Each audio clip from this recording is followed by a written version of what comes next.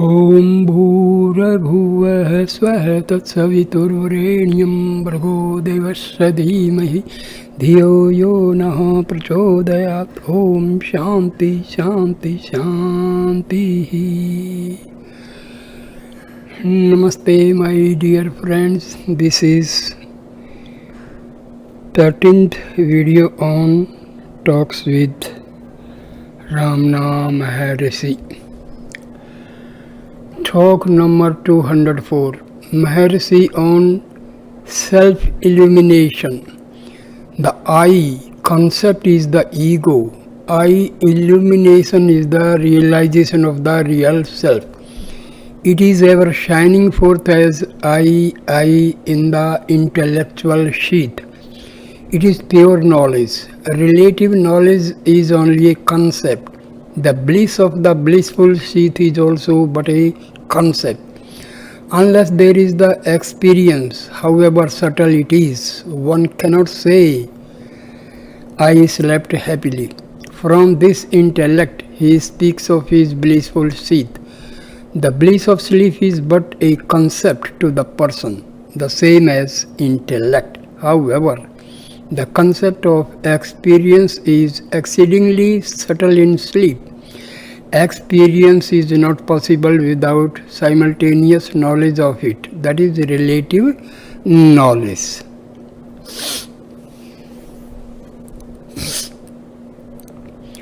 The inherent nature of the self is bliss. Some kind of knowledge has to be admitted even in the realization of supreme bliss. It may be said to be subtler than the subtlest. The word vijnana, clear knowledge, is used both to denote the realization of the self and knowing the objects. The self is wisdom. It functions in two ways. When associated with the ego, the knowledge is objective, vijnana. When divested of the ego and the universal self is realized, it is called vijnana. The word raises a mental concept. Therefore, we say that the self-realized sage knows by his mind, but his mind is pure. Again we say that the vibrating mind is impure and the placid mind is pure. The pure mind is itself Brahma. Therefore it follows that Brahma is not other than the mind of the sage. The Mundaka Upanishad says the knower of Brahma becomes the self of Brahma. Is it not ludicrous to know him and become him? They are mere words. The sage is Brahma, that's all. Mental functioning is necessary to communicate his experience. He is said to be contemplating the unbroken expanse. The Creator, Sukha, and others are also said never to swerve from such contemplation. Nimisarde ne tishtanti vyarti brahmai vina yatha tishtanti brahmada sankada sukade. This is from Tejo Bindu Upanishad. Such contemplation is again a mere word. How is that to be contemplated unless it is divided into the contemplator and the contemplated? When undivided, how is contemplation possible? What function can infinity have? Do we say that a river after its discharge into the ocean has become an ocean-like river? Why should we then speak of contemplation which has become unbroken as being that of unbroken infinity? The statement must be understood in the spirit in which it is made. It signifies the merging into the infinite. self-illumination or self-realization is similar to it. The self is ever shining. What does this I illumination mean then? The expression is an implied admission of mind function. The gods and the sages experience the infinite continuously and eternally, without their vision being obscured at any moment. Their minds are surmised by the spectators to function, but in fact they do not. Such surmise is due to the sense of individuality in those who draw inferences. There is no mental function in the absence of individuality. Individuality and mind functions are coexistent. The one cannot remain without the other. The light of the self can be experienced only in the intellectual seat. Therefore, vijnana of whatever kind of object or of the self depends on the self being pure knowledge. Talk number 205. Mr. Cohen had been cogitating on the nature of the heart. If the spiritual heart beats, if so, how? Or if it does not beat, then how is it to be felt? Maharshi replies, this heart is different from the physical heart. Beating is the function of the latter. The former is the seat of spiritual experience. That is all that can be said of it. Just as a dynamo supplies motive force to whole systems of lights, fans, etc., so the original primal force supplies energy to the beating of the heart, respiration, etc. Devotee, how is the I consciousness felt? Mercy, as an unbroken awareness of I, it is simply consciousness. Devotee, can we know it when it dawns? Mercy, yes, as consciousness. You are that even now. There will be no mistaking it when it is pure. Devotee, why do we have such a place as the heart for meditation? Mercy, because you seek consciousness. Where can you find it? Can you reach it externally? You have to find it. You have to find it internally. Therefore, you are directed inward. Again, the heart is only the seat of consciousness or the consciousness itself. Devotee, on what should we meditate? Mercy, who is the meditator? Ask the question first. Remain as the meditator. There is no need to meditate. Talk number 206. Mr. B.C. Das, a lecturer in physics of Allahabad University, asked, does not intellect rise and fall with the man? Maharshi, whose is the intellect? It is man's. Intellect is only an instrument. Devotee, yes. Does it survive man's death? Maharshi, why think of death? See what happens in your sleep. What is your experience there? Devotee, but sleep is transient, whereas death is not.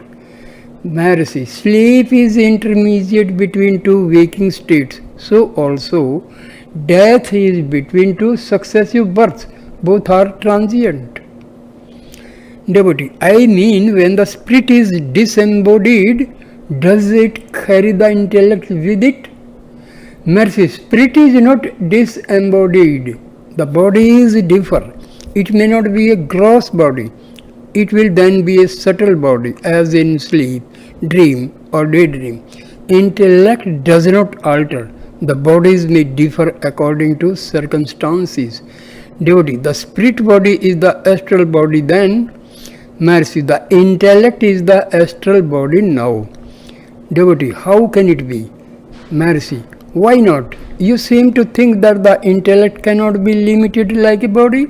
It is only an aggregate of certain factors. What else is the astral body? Maharshi, but intellect is a sheath. Maharshi, yes, without intellect, no sheath is cognized. Who says that there are 5 sheaths? Is it not the intellect that declares this? Talk 207. Deep sleep is only the state of non-duality. Can the difference between the individual and universal souls persist there? Sleep implies forgetfulness of all differences. This alone constitutes happiness. See how carefully people prepare their beds to gain that happiness. Soft cushions, pillows, and all the rest are meant to induce sound sleep. That is to say, to end wakefulness. And yet the soft bed, etc., are of no use in the state of deep sleep itself. The implication is that all efforts are meant only to end ignorance. They have no use after realization. Talk number 208. It is enough that one surrenders oneself. Surrender is to give oneself up to the original cause of one's being. Do not delude yourself by imagining such source to be some God outside you. One's source is within yourself. Give yourself up to it. That means that you should seek the source and merge in it, because you imagine yourself to be out of it.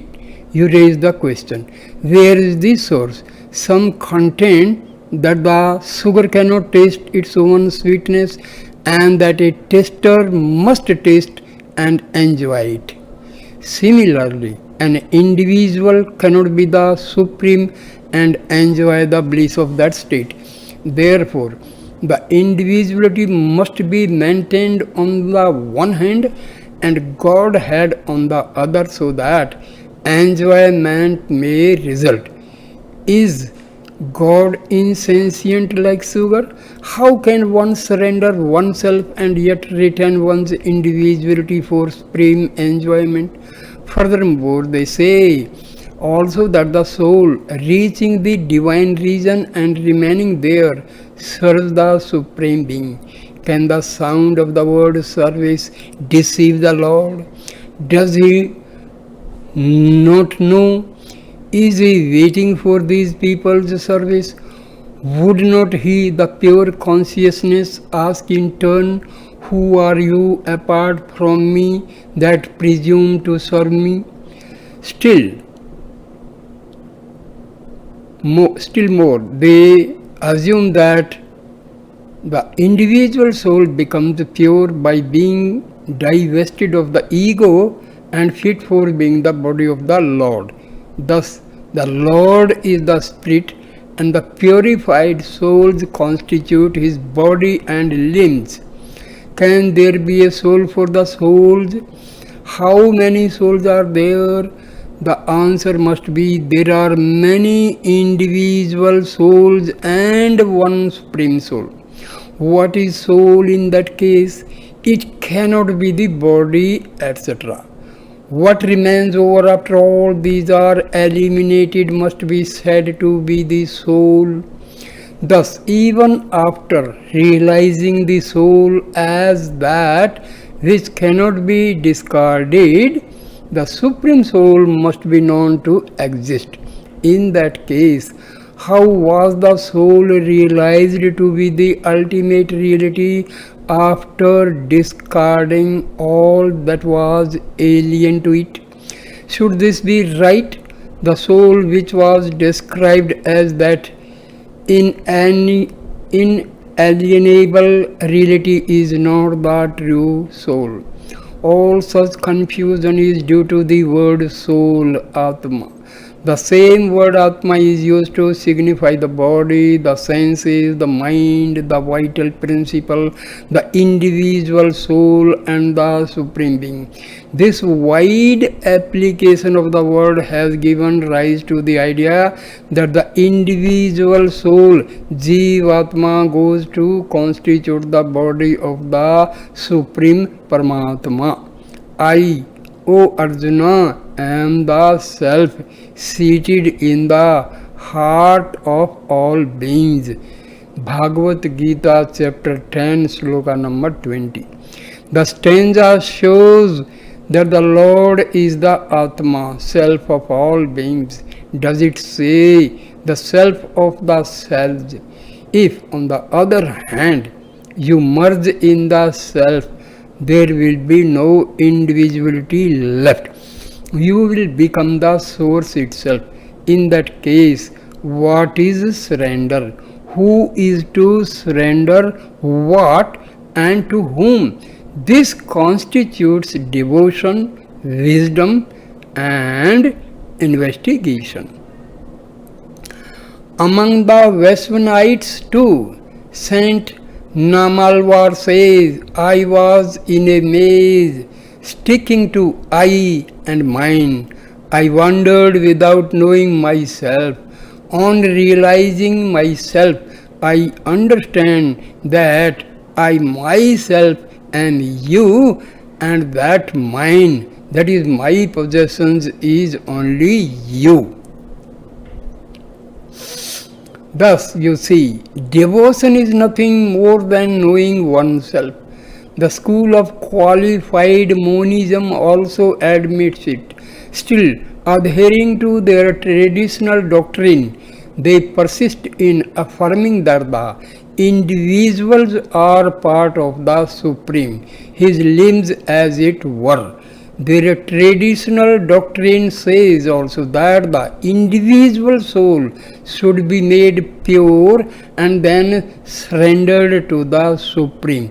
Then the ego is lost and one goes to the regions of Vishnu after one's death. Then finally there is the enjoyment of the Supreme or the Infinite. To say that one is apart from the primal source is itself a pretension. To add that one divested of the ego becomes pure and yet retains individuality only to enjoy or serve the Supreme is a deceitful stratagem. What duplicity is this? First to appropriate what is really his and then pretend to experience or serve him. Is not all this already known to him? 19th June 1936, talk number 209. Mr. B.C. Das, the physics lecturer, asked about free will and destiny. Maharshi, whose will is it? It is mine, you may say. You are beyond will and fate. Abide as that and you transcend them both. That is the meaning of conquering destiny by will. Fate can be conquered. Fate is the result of past actions. By association with the wise, the bad tendencies are conquered. One's experiences are then viewed to their proper perspective. I exist now. I am the enjoyer. I enjoy fruits of action. I was in the past and shall be in the future. Who is this I? Finding this I to be pure consciousness, beyond action and enjoyment, freedom and happiness are gained. There is then no effort, for the self is perfect and there remains nothing more to gain. So long as there is individuality, one is the enjoyer and doer. But if it is lost, the divine will prevails and guides the course of events. The individual is perceptible to others who cannot perceive divine force. Restrictions and discipline are for other individuals and not for the liberated. Free will is implied in the scriptural injunctions to be good. It implies overcoming fate. It is done by wisdom. The fire of wisdom consumes all actions. Wisdom is acquired by association with the wise, or rather its mental atmosphere. Talk number 210. Man owes his movements to another power, whereas he thinks that he does everything himself, just like a lame man bluffing that were he helped to stand up, he would fight and chase away the enemy. Action is impelled by desire. Desire arises only after the rise of the ego, and this ego owes its origin to a higher power on which its existence depends. It cannot remain apart. Why then prattle, I do, I act, or I function? A self-realized being cannot help benefiting the world. His very existence is the highest good.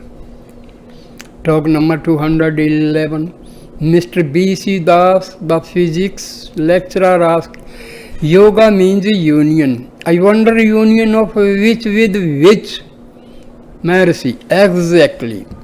Yoga implies prior division and it means later union of one with another. Who is to be united with whom? You are the seeker, seeking union with something. That something is apart from you. Yourself is intimate to you. You are aware of the self. Seek it and be it. That will expand as the infinite. Then there will be no question of yoga, etc.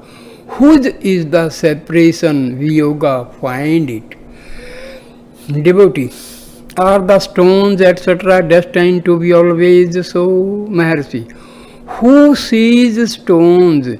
They are perceived by your senses, which are in turn actuated by your mind. So they are in your mind. Whose mind is it? The questioner must find it himself. If the self be find, this question will not arise. The self is more intimate than the objects. Find the subject, and the objects will take care of themselves. The objects are seen by different persons according to their outlook, and these theories are evolved. But who is the seer, the cognizer of these theories? It is you. Find yourself. Then there is an end of these vagaries of the mind. Devotee, what is this mind? Maharshi, a bundle of thoughts. Devotee, where from has it its origin? Maharshi, consciousness of the self. Devotee, then thoughts are not real. Maharshi, they are not. The only reality is the self. Talk number 212. Maharshi observed, Pradakshina, the Hindu rite of going round the object of worship, is always within me. The true significance of the act of going round Arunachala is said to be as effective as a circuit round the world. That means that the whole world is condensed into this hill. The circuit round the temple of Arunachala is equally good, and self-circuit, that is, turning round and round, is as good as the last. So all are contained in the self, says the Rebhu Gita. I remain fixed, whereas innumerable universes becoming concepts within my mind rotate within me. This meditation is the highest circuit, that is Pardakshina. 20th June 1936, talk number 213. Mr. B.C. Das asked why the mind cannot be turned inward in spite of repeated attempts. Maharshi, it is done by practice and dispassion, and that succeeds only gradually. The mind, having been so long a cow accustomed to graze stealthily on others' estates, is not easily confined to her stall. However much her keeper tempts her with luscious grass and fine fodder, she refuses the first time. Then she takes a bit, but her innate tendency to stray away asserts itself, and she slips away. On being repeatedly tempted by the owner, she accustoms herself to the stall. Finally, even if it let loose, she would not stray away. Similarly with the mind, if once it finds its inner happiness, it will not wander outward. Talk number 214. Mr. Eknath Rao, a frequent visitor, asked, are there not modulations in contemplation according to circumstances? Maharshi, yes, there are. At times there is illumination and then contemplation is easy. At other times contemplation is impossible even with repeated attempts. This is due to the working of the three gunas, qualities in nature. Devotee, is it influenced by one's activities and circumstances? Mercy, those cannot influence it. It is the sense of doership, Krutrutva Buddhi, that form the impediment. 22nd June 1936, talk number 215. Maharshi was reading G.U. Pope's translation of Through Vachakam and came across the stanzas describing the intense feeling of bhakti as thrilling the whole frame, melting the flesh and bones, etc. He remarked, Manik Vatsagar is one of those whose body finally resolved itself in a blazing light without leaving a corpse behind. Another devotee asked how it could be. Maharshi said the gross body is only the concrete form of the subtle stuff, the mind. When the mind melts away and blazes forth as light, the body is consumed in that process. Nandanar is another whose body disappeared in blazing light. Major Chadwick pointed out that Elisa disappeared in the same way. He desired to know if the disappearance of Christ's body from the tomb was like that. Maharshi, no. Christ's body was left as a corpse which was at first entombed, whereas the others did not leave corpses behind. In the course of conversation, Maharshi said that the subtle body is composed of light and sound. The gross body is a concrete form of the same. The lecturer in physics asked, if the same light and sound were cognizable by senses? Maharshi, no, they are supersensual. It is like this. Gross, Ishvara, universal, universe, Jiva, individual body. Subtle, sound and light, nada bindu, mind and prana. Primal, atma, self. Param, transcendental. Atma, self. This I will show in these graphics I will show separate. They are ultimately the same. The subtle body of the Creator is the mystic sound Parnava, which is sound and light. The universe resolved into sound and light and then into transcendent Param.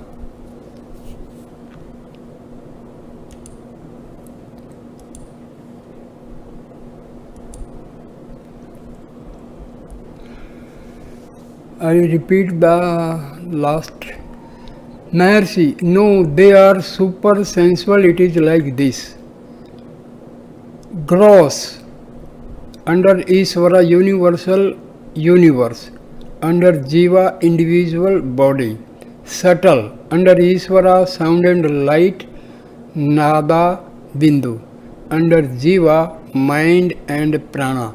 Primal, under Ishvara, Atma, self, Param, transcendent, Jiva, Atma, self, Param, transcendental. They are ultimately the same. The subtle body of the Creator is the mystic sound Parnava, which is sound and light. The universe resolved into sound and light and then into transcendent Param. Talk number 216. Maharshi gave the meaning of Arunachala. Aruna means red, bright like fire. The first is not ordinary fire which is only hot. This is Jnanagani, fire of wisdom, which is the neither hot nor cold. Achala means a hill, so it means hill of wisdom. 29th June 1936. Talk number 217. Mr. A. Bose, an engineer from Bombay, asked, "Does Bhagwan feel for us and show grace? Mercy, you are neck deep in water and yet cry for water.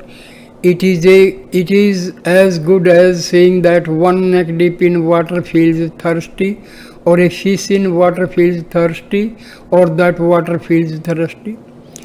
Devotee, how may one destroy the mind? Mercy, is there a mind in the first place? What you call mind is an illusion. It starts from the I thought. Without the gross or subtle senses, you cannot be aware of the body or the mind. Still, it is possible for you to be without these senses. In such a state, you are either asleep or aware of the self. Only awareness of the self is ever there. Remain what you truly are, and this question will not arise. Devotee, is the body consciousness an impediment to realization? We are always beyond the body or the mind. If, however, you feel the body as the self, then it is of course an impediment. Devotee, is the body or the mind of any use for the self? Mercy, yes, inasmuch as it helps self-realization. 30th June 1936, talk number 218. Maharshi has been looking into the Shiva Purana this day. He says, Shiva has the transcendental and immanent aspects as represented by his invisible transcendental being and the Linga aspect respectively. The Linga, originally manifested as Arunachala, stands even to this day. This manifestation was when the moon was in the constellation of Orion, Ardra in December. However, it was first worshipped on Shivratri day, which is held sacred even now. In the sphere of speech, Parnava, the mystic sound Om represents the transcendental Nirguna, and the Panchakshari, the five syllabled mantra, represents the immanent aspect, that is Saguna. Again, Sri Bhagwan recounts the anecdote of Parvati testing Rama. The story is as follows. Rama and Lakshmana were wandering in the forest in search of Sita. Rama was grief-stricken. Just then Shiva and Parvati happened to pass close by. Shiva saluted Rama and passed on. Parvati was surprised and asked Shiva to explain why he, the Lord of the universe, being worshipped by all, should stop to salute Rama, an ordinary human who, having missed his consort, was grief-stricken and moving in anguish in the wilderness and looking helpless. Shiva then said, Rama is simply acting as a human being.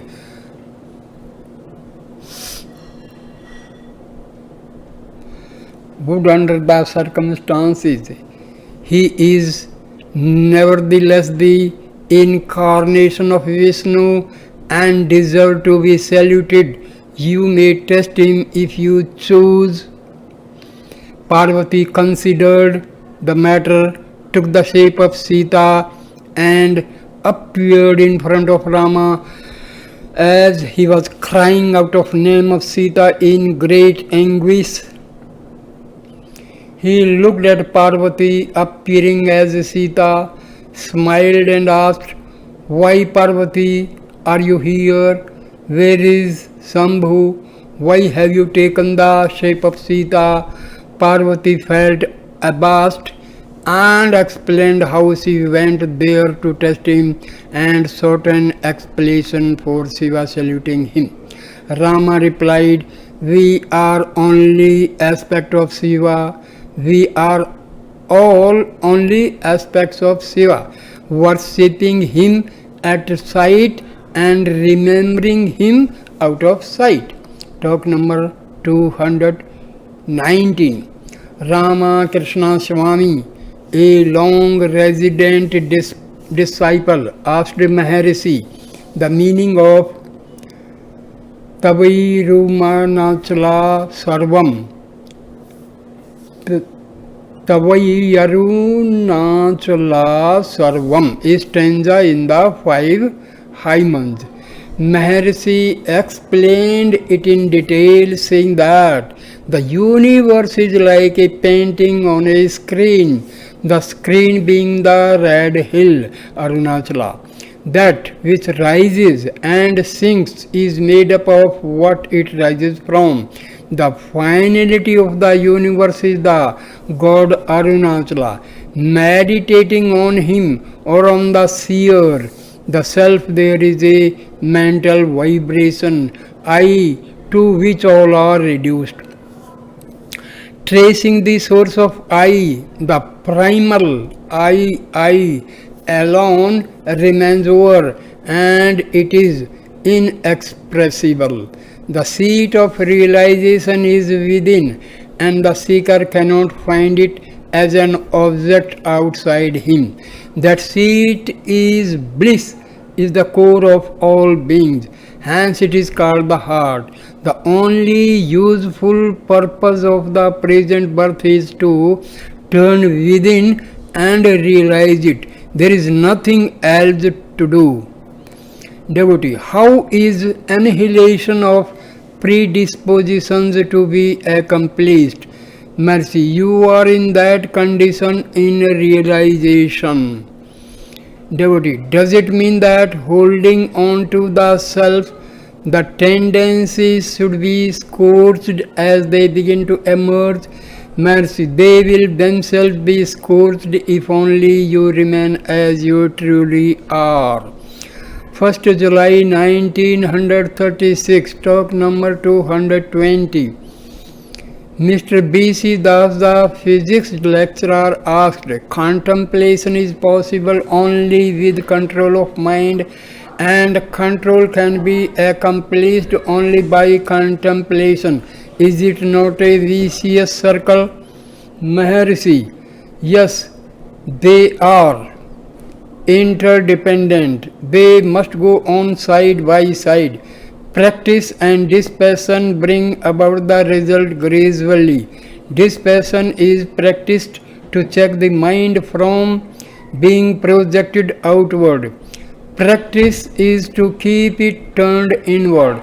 There is a struggle between control and contemplation. It is going on constantly within. Contemplation will in due course be successful. Devotee, how to begin? Your grace is needed for it. Mercy, grace is always there.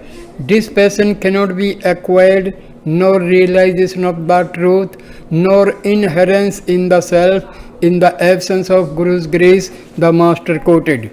Practice is necessary. It is like training a roguish bull confined to his stall by tempting him with luscious grass and preventing him from straying. Then the Master read out a stanza from Through What's Come, which is an address to the mind, saying, O humming bee, namely mind, why do you take the pains of collecting tiny specks of honey from innumerable flowers? There is one from whom you can have the whole storehouse of honey by simply thinking or seeing or speaking of him. Get within and hum to him Harimkara. Devotee, should one have a form in one's mind supplemented with reading or chanting God's name in one's meditation? Mercy, what is mental conception except it be meditation? Devotee, should the form be supplemented by repetition of mantras or dwelling on divine attributes? Mercy, when japa is the predominating tendency, vocal japa becomes eventually mental, which is the same as meditation. Talk number 221. Mr. Bose, a form means duality. Is that good? Mercy, one who questions like that had the better adopt the path of enquiry. Form is not form for him. Devotee, in my meditation a blank interposes. I see no figure. Mercy, of course not. Devotee, what about the blank? Mercy, who sees the blank? You must be there. There is consciousness witnessing the blank. Devotee, does it mean that I must go deeper and deeper? Mercy, yes, there is no moment when you are not. Talk number 222. Dr. Popatlal Lohara, a visitor, has studied several books including Upadesha Sara and visited several saints, sadhus and yogis, probably 1,500 as he puts their number. A sadhu in Trimbakam has told him that he has still debts to pay, which if done will enable him to have realization. His only debt, as he conceived it, was the marriage of his son. It has since been performed and he now feels himself free from karmic indebtedness. He therefore seeks Sri Bhagwan's guidance for freedom from mental unhappiness, which persists in spite of his not being indebted. Maharshi, which text of Upadesha Sara did you read? Devotee, the Sanskrit text. Maharshi, it contains the answer to your question. Maharshi, my mind cannot be made steady by any amount of effort. I have been trying it since 1918.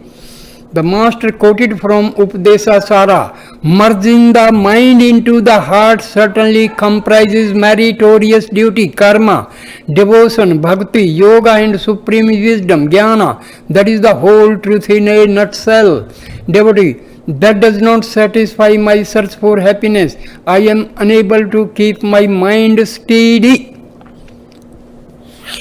The master quoted again from the same book, continuous search for what the mind is results in its disappearance. That is the straight path.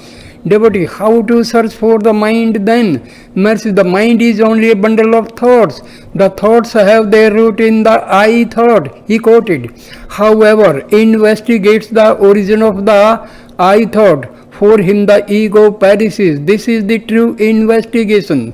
The true I is then found shining by itself. Devotee, this I thought rises from me, but I do not know the self. Mercy, all these are only mental concepts. You are now identifying yourself with a wrong I, which is the I thought. This I thought rises and sinks, whereas the true significance of I is beyond both. There cannot be a break in your being. You who slept are also now awake.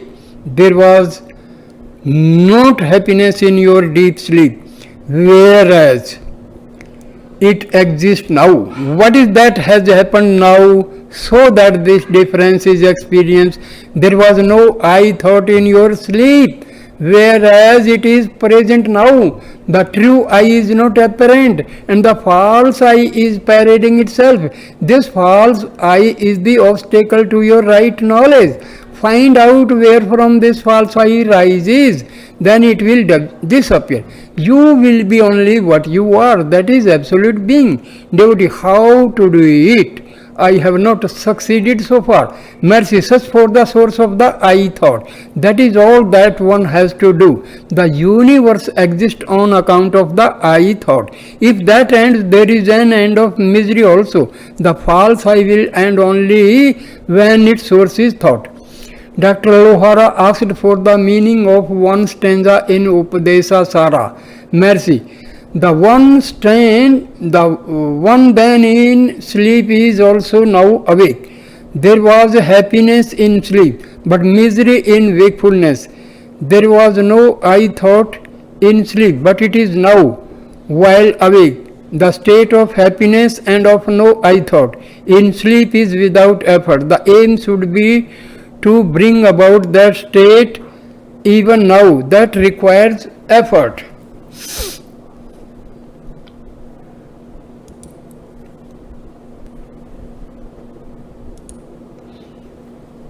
Sleep, wakefulness,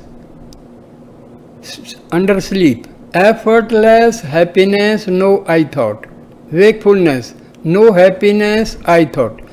Bring about sleep even in the waking state, and that is realization. Effort is directed to extinguishing the I thought and not for ushering the true I, for the latter is eternal and requires no effort on your part. So here I end this video. Thank you for watching and listening this video. Please like, share and comment and subscribe my channel. Thank you my dear friends. Namaste, namaste, namaste.